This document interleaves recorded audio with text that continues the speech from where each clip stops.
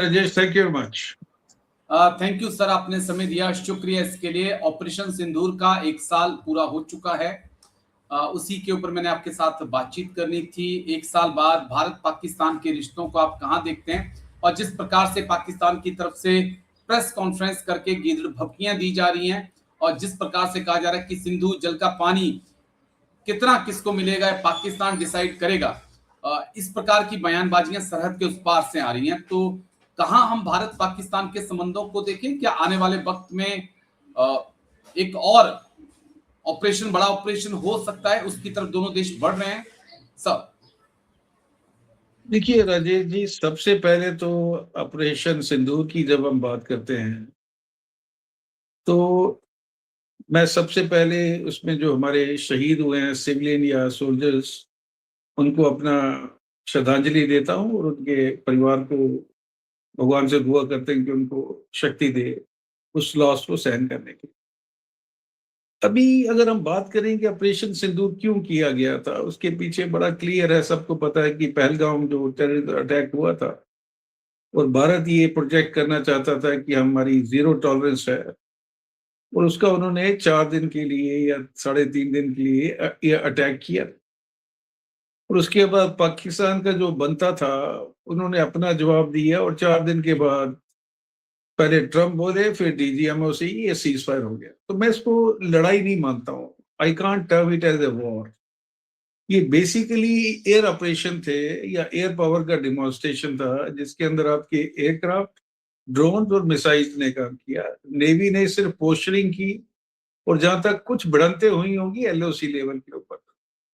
तो अगर हम बात करते हैं प्रॉपर वॉर की, जिसमें तीनों नेवी, एयरफोर्स और आर्मी जो है पार्टिसिपेट करती है, वो नहीं हुआ।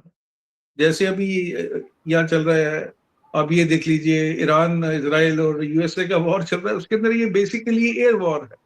बिल्कुल सर, ट्रुप्स तो कहीं दिख नहीं रही आपको। सो ये उस तरीके का था, और ये हमारी बहुत बड़ी जीत मैं बोलूंगा ये थी कि जब हमने उसको प्रोजेक्ट किया भी और नुकसान क्या किया, क्रेडिट हमने लिया, अच्छी बात है, लेकिन उसका कोई परमानेंट सोल्यूशन तो नहीं निकला ना, और निकलेगा भी नहीं। क्योंकि जहां तक पाकिस्तान का सवाल है, उन्होंने ये अपना प्रण किया हुआ है कि जब तक आर्मी वहां पे पावर में रहेगी, पाकिस्तान और इंडिया के रिश्ते सुधरेंगे नहीं। और आर्मी वहां पे हमेशा से पावर में रही है और हमेशा पावर में रहेगी, ये वहां का एक निजाम है। तो जब आर्मी को पता है कि रिश्ते सुधरे तो आर्मी की रेलिवेंस खत्म हो जाएगी, तो वो होना नहीं है। और उसके जो self style field marshal Munir है, जब वो अपने इनको जो तंजीमें हैं, जैश ए मोहम्मद, लश्कर तोबा और बाकी जो लूज तंजीमें हैं, उनको अपना स्ट्रेटेजिकल एसेट मान के चलते हैं, तो आप ये मान के चलिए कि कुछ नहीं होगा। जरूरत यह है कि उसके बाद हुआ क्या, ऑपरेशन सिंदूर से पहले भी और उसके बाद की जो कहानी है, खासकर मैं जेएन की स्पेसिफिक बात करूंगा, मैं दिल्ली में जो इंसिडेंट हुई थी उसकी बात नहीं करूंगा जी। जेएनके के अंदर इसमें कोई शक नहीं है कि घटनाओं में जो टेररिज्म रिलेटेड इंसिडेंट्स है उनमें काफी कमी आई है। एक सिर्फ किश्तवाड़ रीजन जो है उसके अंदर लगातार ये कार्रवाई चलती रहती है।